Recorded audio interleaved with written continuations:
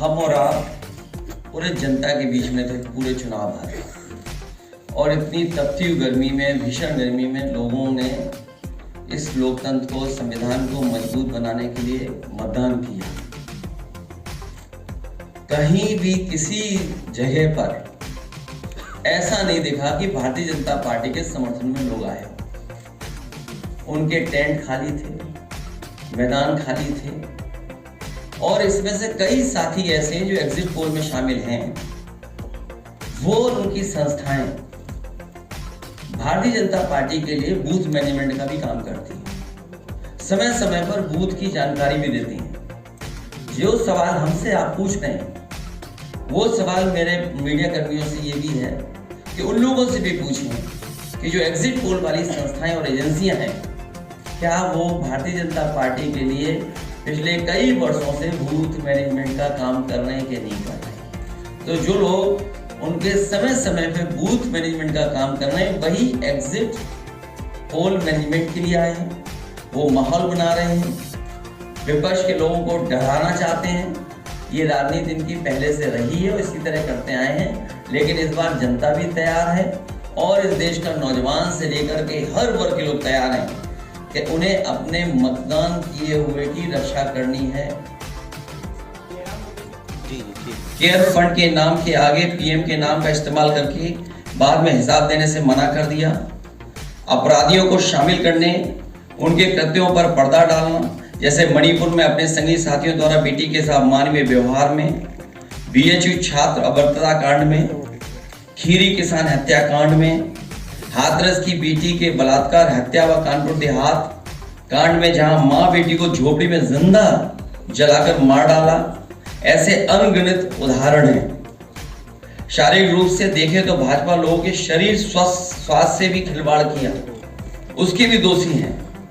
भाजपा ने बिना जांच परखे जानलेवा वैक्सीन लगवाई, कमीशन खाकर गलत दवाइयों को पास करके लोगों का जीवन खतरे में डाला। इसका सीधा असर जनता की सेहत पर पड़ेगा और आने वाली पीढ़ियों की तंदुरुस्ती पर भी। भाजपा पीढ़ियों पर प्रहार की दोषी भी है। मनोवैज्ञानिक रूप से लोगों के दिल और दिमाग में जानलेवा वैक्सीन लगवाने के बाद बीमार होने पर डर बैठा दिया। महिलाओं के अंदर असुरक्षा का भाव घर कर गया। युवा अनएम्प्लॉयमेंट या अंडर एम्प्लॉयमेंट से डिप्रेशन का शिकार हुआ। राजनीतिक रूप से चंडीगढ़ के मेयर चुनाव में कैमरे के सामने धांधली की, चुनी हुई सरकारें गिराई, खरीद फरोख्त का नकारात्मक सियासत को जायज ठहराया, पारिवारिक रूप से राजनीतिक फायदे के लिए परिवारों को लड़वा दिया, भाई के खिलाफ भाई को।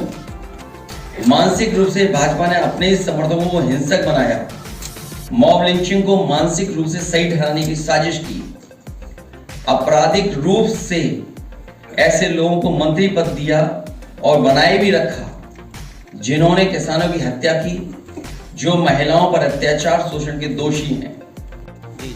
केयर फंड के नाम के आगे पीएम के नाम का इस्तेमाल करके बाद में हिसाब देने से मना कर दिया। अपराधियों को शामिल करने, उनके कृत्यों पर पर्दा डालना, जैसे मणिपुर में अपने संगी साथियों द्वारा बेटी के साथ मानवीय व्यवहार में, बीएचयू छात्र अभद्रता कांड में, खीरी किसान हत्याकांड में, हाथरस की बेटी के बलात्कार, हत्या व कानपुर देहात कांड में जहां मां बेटी को झोपड़ी में जिंदा जलाकर मार डाला, ऐसे अनगिनत उदाहरण हैं। शारीरिक रूप से देखें तो भाजपा लोगों के शरीर स्वास्थ्य से भी खिलवाड़ किया, उसके भी दोषी हैं। भाजपा ने बिना जांच परखे जानलेवा वैक्सीन लगवाई, कमीशन खाकर गलत दवाइयों को पास करके लोगों का जीवन खतरे में डाला। इसका सीधा असर जनता की सेहत पर पड़ेगा और आने वाली पीढ़ियों की तंदुरुस्ती पर भी। भाजपा पीढ़ियों पर प्रहार की दोषी भी है। मनोवैज्ञानिक रूप से लोगों के दिल और दिमाग में जानलेवा वैक्सीन लगवाने के बाद बीमार होने पर डर बैठा दिया। महिलाओं के अंदर असुरक्षा का भाव घर कर गया। युवा अनएम्प्लॉयमेंट या अंडर एम्प्लॉयमेंट से डिप्रेशन का शिकार हुआ।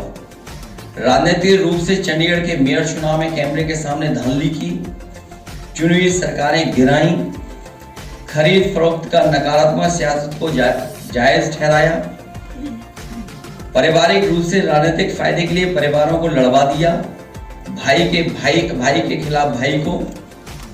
मानसिक रूप से भाजपा ने अपने ही समर्थकों को हिंसक बनाया, मॉब लिंचिंग को मानसिक रूप से सही ठहराने की साजिश की, आपराधिक रूप से ऐसे लोगों को मंत्री पद दिया और बनाए भी रखा जिन्होंने किसानों की हत्या की, जो महिलाओं पर अत्याचार शोषण के दोषी हैं।